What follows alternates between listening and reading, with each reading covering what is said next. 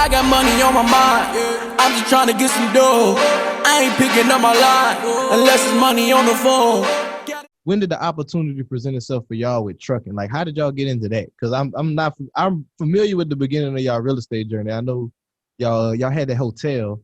I heard that story. Y'all had the hotel, and I heard how that went down. That's a crazy story. You never heard that? I heard it. That was a crazy story. Yeah, definitely. But like, when did the trucking come into play for y'all? All right, so basically, I'm gonna go back a little bit to get you to the hotel, right? So after being homeless, one of the things that I did was I started going down to some people that we were staying with. Their son was working downtown, the courthouse, and he was telling me about these tax deed auctions that they used to do, every week downtown. So I would go down there with them because I didn't have a car. Well, the one car we had, we were hiding, so the repo people wouldn't get it. Right. But I would go down there with him, and I would just go through all the tax deed files. I would go to every auction. I would go through those things as though I was going to bid on every single property. So I got all this knowledge, and I'm learning, and now I'm meeting people, networking, and I'm telling them like, hey, I know you're about to bid on that. Do you know that's a piece of land? It's not a house there. But what do you mean it's not a house there? No, it's not a house there. And it has X amount of liens, and it has this, and you got to pay the fines on it. It's like, whoa, how do you know all that? Oh, well, I do all the research. And that opened up to me doing research for everybody. Mm-hmm. And it turned into a business of, I was the research guy for the tax deed. They called me the tax deed research guy. Like, that was my thing.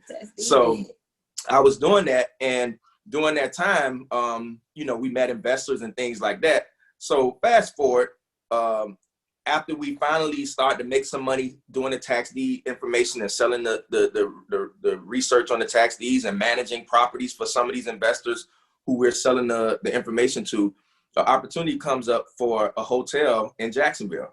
And I remember taking it to this investment firm that I was working with at the time. And it was like, it's too far from Miami, it's Jacksonville.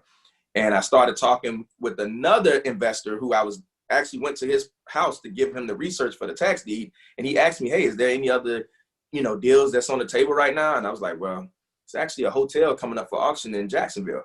And long story short, we ended up winning that hotel. And what happens is usually I was always offered an opportunity to manage the property. So same thing with this, he wanted to pay me a salary to manage the property. And I was like, or to work, do the hotel. And for once, it's like, again, the opportunity came around again, and realizing before, what was the mess up? Well, before, we don't own nothing. Mm-hmm. So we was making money, but we didn't own anything. So one check from being homeless. Right. So here's the opportunity to ownership. So I'm going to bring value because I'm going to go here and run this hotel. Well, it's just like on the Undercover Billionaire. Right. Instead of you paying me cash, how about you give me ownership? Yes. That's all I'm asking for, ownership. That's key, y'all. Right. So I started negotiating that, and long story short, we not only got ownership, we also got the salary and 100% operating control. Yes. So now I can control this thing the way I wanted to, which allowed me to bring in my family to work at the hotel and to build from there. But fast forward, and we end up winning the hotel, and we came up there and we started to run the hotel. And trust me, there's a whole episode alone that we could do on just the hotel journey. That sucker, that was... We have to make that one happen then, man. Yeah, that's a whole another one there. But being that this particular hotel is like right off of I-10, which is right off the highway. And so it was a big spot for truckers. A lot of truckers would come there, stay the night, stay the week, stay whatever. We had a lot of space for truck parking.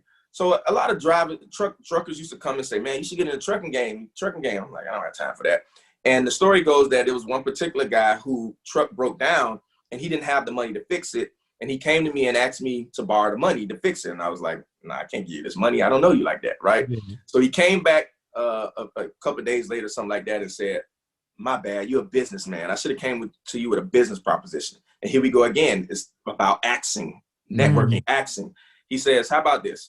How about I sell you the truck, but you don't have to pay me for the truck right now. All you have to do is pay the $2,000 or $3,000 to get it fixed. And then the rest of the money, the other $8,000 or whatever, you can pay me after I start making you money in the game. So I'm like, so I looked up here we go again, basic, I don't know the trucking industry. I don't know all this, just basic math. Let me Kelly Blue Book the truck. What is it worth? Oh, well, the truck is worth 15, 20 grand. Even if nothing happens, I can sell the truck and make the money back. So he goes, he signs the truck over to me. I pay for it to get fixed. And believe it or not, in the beginning, this is something I always tell people too. You don't always have to know every part of it, how it's going to work. Just get started. Yes. Like, just get in it. Because if I would have said, wait a minute, let me learn the trucking game before before we do this. Oh, and if you did that, you wouldn't did it. I would never did it because I wouldn't have had time to do it. We run in a hotel. Right. So again, and here was the thing. Once I realized, wait a minute, you're going to drive the truck. The company going to handle everything. What do I do? Collect. He said, you just collect the money. You just, whenever the truck breaks, you just got, you got to pay for it, but you're not going to do nothing. So wait a minute, I'm gonna make money and not have to physically work for it. Passive income. This is that was the introduction of this is what I need right here. This passive income, And so we started, and the first check came, and it came to me, and I got the $2,000, and I gave him $1,000, and I'm like, whoa. And then next week, another one, and the next week, another one, and I'm like, whoa. So even then, we sort of fell into the trucking. Like, it wasn't like, hey, we're gonna start this trucking company, and we're gonna do this, and let's put together this business plan and find that and all. Now that I think about it, we go through the story, even down to HoodEstates. Now that I think about it, from the hotel to the trucks to HoodEstates to even us now with this truck lending thing that we're doing, I'm starting to recognize the pattern, and might not be for everybody, but for us, mostly everything that we found success in was not something that we planned out at all. It was or knew. It was like, but now with this, and I realize now, even talking to you guys, the reason being is because it forces us to have all our faith in God. Yes. See, sometimes when you know too much, you got it figured out too much. Oh yeah. We don't leave room for him to work. I got it. I know what to do. Yep. Exactly. Oh, well, I got it. So with this, here's the thing, two things. It forced us to put our faith and trust in God, but watch this. It also made it, when we get successful, to give him all the glory. You better say it. Hey, come on, Daddy. See, all day. I can't take no credit for it. Man, I'm a kid. I can't say I got it out the mud or I self-made, because it wasn't even my idea. First of all, it wasn't even something I was planning on doing. It's not something that I had a business plan set out. It was something that just fell in my lap. Come on now. So now it fell in my lap. I trusted God for it. So guess who gets all the glory? All of it. Amen. All of it. You can't. I can't open my mouth without talking about my daddy. What? Okay. So that's what got us in. And again, you would have never told me the same thing. That's all from starting HoodEstates to now. We do these interviews and stuff, and people see us on the street. It's like, yeah, y'all do trucking, man. Y'all should think about getting in real estate. And I'm like, we are. It's hood. That's what we do. Like, we really like. But it's amazing how people know you more for something else that you didn't even. And that's why when people come in, like, man, no, like, look, man, I can't take no credit for this. Like, I'm not trying to be the truck, the head person in trucking. It ain't even my thing. So guess what? Because it ain't because God blessed me with it and it's his thing, I leave the results to him. This is why there's no company. Like, I'm not competing with nobody. Man, I already won. It ain't even something I'm supposed to be doing. If y'all see, we don't even, like, I be watching all these other platforms and I'm like, ooh, man, I'm so glad we not in the trucking industry. We're not even in that truck. We can't even stand in the, quick story. We was in the clubhouse. And we heard all these people on these platforms talking about this trucking stuff, right? So me and Paki, I go to the brain. I say, "Hey, what they talking about?" He said, "Hell, I don't know." I was like, "Oh!" I was like, "Me either." That check still like, clear though. Listen, they call us up on here, baby. They go here. Well, but see, we do passive income. That's the thing. What people don't understand a lot of times is there's so many ways of doing things and making money in different industries. Like, all the time. Think about it. This has happened recently. I talked to a realtor, or I talked to a realtor, and all that's what they understand about real estate. Right. They don't understand tax deeds. So I'm sitting there talking about tax deeds and the tax auction, and they're like, huh? But from the outside, a person will be like, oh, you're a realtor. You should know that about real estate. No, you shouldn't. It's different. It's so many different ways of doing things. And what we do in trucking is more from an investment standpoint. It's more from, it's almost like and I tell people, because some people used to say, well, how are you going to be in the trucking industry? You never drove a truck, you don't have a CDL. I say, well, I guarantee this. I bet you every dollar I have, if you go to probably 90%, if not 100% of all McDonald's franchisee owners, they probably never flipped a burger in McDonald's. They probably before. never stepped in McDonald's. You know what I'm saying? Look at most, if not all, NFL owners. They ain't played that sport. Not coaches, owners. They ain't played. Probably ain't never threw a ball. They ain't never played. You know what I mean? You gotta. But again, this is a mindset of, unfortunately, our people. Yes. Like, we just feel like, you know what I mean? Like, they ain't worked hard. Right. If I didn't go and flip the burger, I can't be owning the Mac. I can't own the franchise. If I didn't do it, no. We got to get in the ownership mindset. Yes. And ownership mindset doesn't mean you have to physically have done the actual labor of the thing. Yeah. If you get the knowledge, what's needed. And again, ownership, this is why the most wealthiest people own, because ownership is the same. If I own, then I control. Ooh, that's good, baby. If I own, I control. I love that. See, that's the thing. We too often thinking about, I got to get here and work. Well, usually when you're working, you don't control. Right. When you own, you control. Right. You be in control. Mm-hmm. So as long as I own, I control. Yes. And that's what I'm paid for. Because some of you say, well, what do you get paid if somebody else is driving, somebody else is doing all the loads and stuff like that? Well, what do you get paid for? Owning the truck. Right. It's my truck. Right. It's my equipment. I get paid for owning the equipment. That's right. Pretty much. Facts. That's it. And that's what we tell people. Like, I think at one period of time when we first started, people were like, oh, do y'all shine on 9-to-5ers? Hell no, I was a 9-to-5er too. You know what I mean? My thing is what I tell all 9-to-5ers is this: your boss own you. You might not want to look at it like that, but they do. You clock in at their time. You show up with what they tell at the time. You do what they tell you to do. They own you for that time, right? Mm-hmm. And you get compensated for that. So that's why Paki always saying about investment. Everybody may not be a millionaire, but everybody can be an investor. Everybody might not be an entrepreneur, but everybody can be an investor. Mm-hmm. You take that money that you out there enslaving for. If you however you got to make it seem, that money you take it, and now you bring that into investment where you learn how to get your freedom back. Right. You now pay for your freedom. Have that same money now work for you. And there's nothing wrong with being a 9-to-5er. At the end of the day, why are you being a 9-to-5er? You don't want to work your whole life now for them to give you a 4K1 when you can't do shit. I'm just being honest. By the time they let you retire, you hear my word, I got so many friends that still talking about they got 5 years. Nigga, we is gonna be great old senior citizens by the time y'all retire. For real. That's what's gonna happen. You're gonna get a whole stipend from the government by the time you leave this job. If you got that. If that. Yeah. We don't know what's gonna happen these times. And all that's on a promise, when you can take that money that you now working for and now invest that into something, even save it to invest.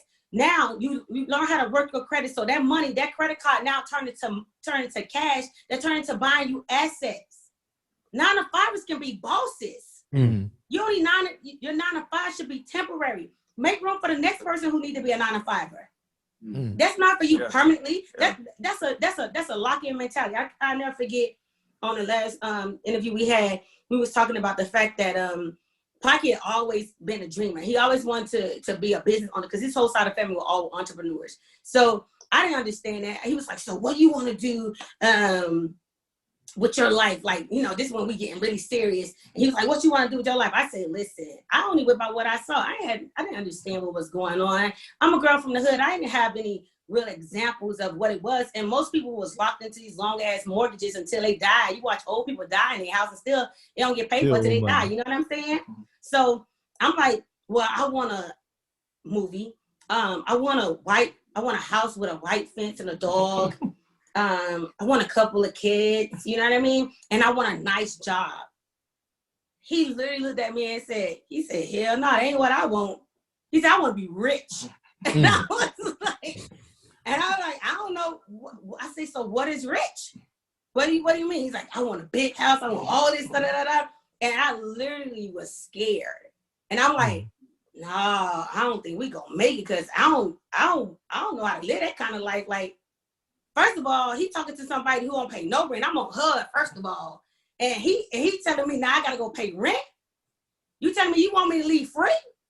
They give me a check towards my phone bill because I live here, and they pay me for having children. And I'm on Medicaid. I don't pay no bills. Like, and you want me to leave all this to go be rich? But it sounds like I'm be paying to be rich. See my mentality? I didn't understand it. Mm-hmm. I didn't understand the whole that he already knew about growth, and I was just stuck that I just wanted to just be regular. I just wanted a regular life. It was just in the hood from where my environment was this. When you graduated and you got a job, you made it.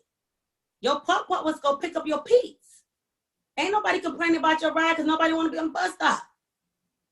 You came through. That was success for me. Mm-hmm. You know what I mean? And he taught me something different. I'm glad he was brought into my life. He taught me something way different about growth, teaching me how to see beyond. He already knew what he wanted. Paki knew that he wanted this life.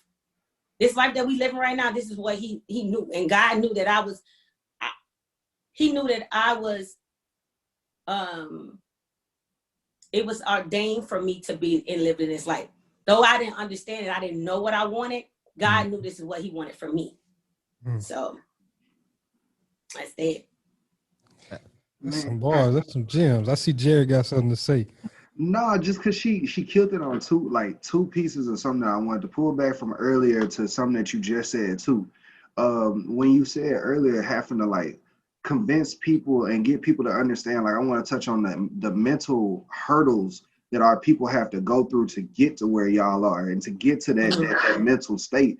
Because like earlier when you said people don't even understand that you can get paid to own something. Like purely, you don't have to do the work. You just own it and you get paid for that. Like that's a mental hurdle that I feel like a lot of Black people like don't understand. They even have to get over that. It's just like, you don't have to physically be there. You don't have to touch every piece of it. You can just own it and still get paid.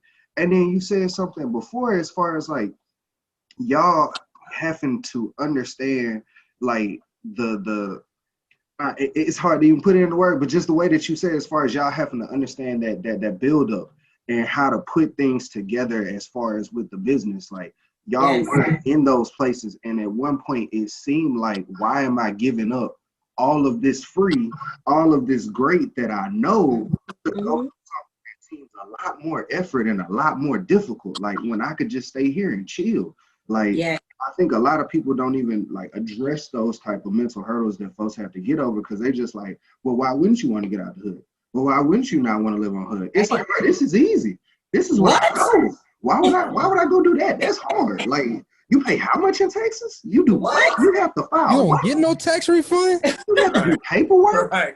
Hey, come on, son. I can go over here, go Fridays, Fridays. They're gonna pay me regular. I'm gonna get off. I'm gonna still have my weekends. I'm sorry, I live in Louisiana, y'all. I'm still have my weekends in Houston and Dallas. I'm gonna still be able to go do my things on the weekends, and that's the epitome of what I want to do. So it's like you come to people and you trying to show them something better, and a lot of people will initially reject that just because, bro, that seems a lot harder than what I'm doing. I got money on my mind, I'm just trying to get some dough. I ain't picking up my line unless it's money on the phone.